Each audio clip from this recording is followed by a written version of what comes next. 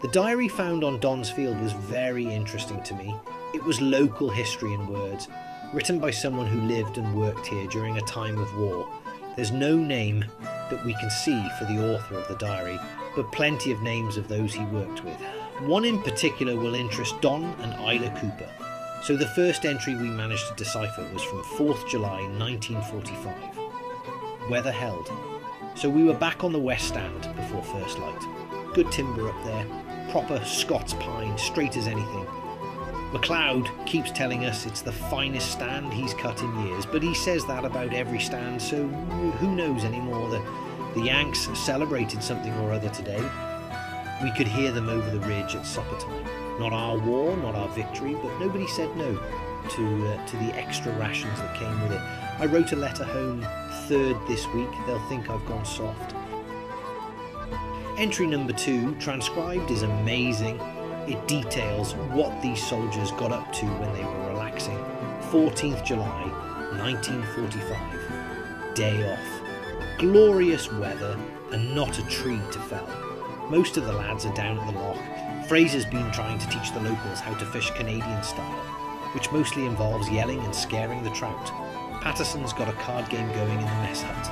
Same as always, same as he'll lose, same as always. Tommy's away to meet Moira again.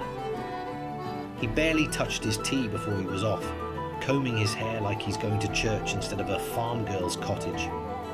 Who'd have thought it? A Winnipeg boy lost to a Scottish lass. The rest of us are just sitting around waiting for the war to actually end for us. Word is we might ship out by September. Some of the boys can't wait. Me, I'll miss this place, the hills, the quiet.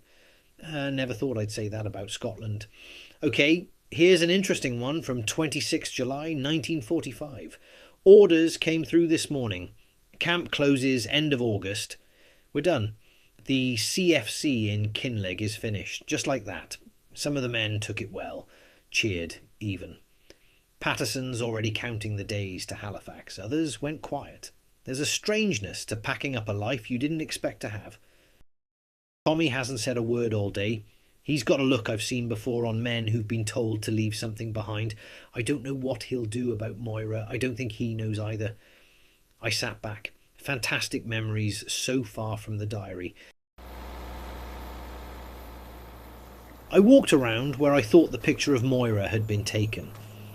I took the diary with me, and eventually I found the flat stone.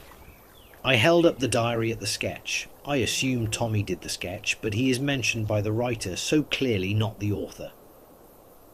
Aside from the modern building, the topography had not really changed in 80 years.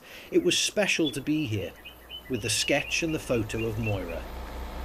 Now off to the final destination, where the camp was in Field 22. I got Don's permission. You know, for years, people here talked about the Canadians like ghosts. Names in old records, stories passed around pubs, photographs with no captions. But this diary changes things. These weren't just soldiers cutting timber in the Highlands waiting for the war to end.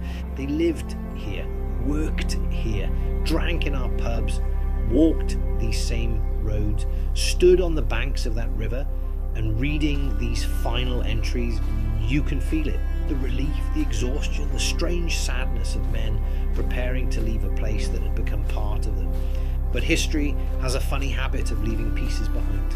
A photograph, a name carved into timber, a forgotten diary buried in a field for 80 years.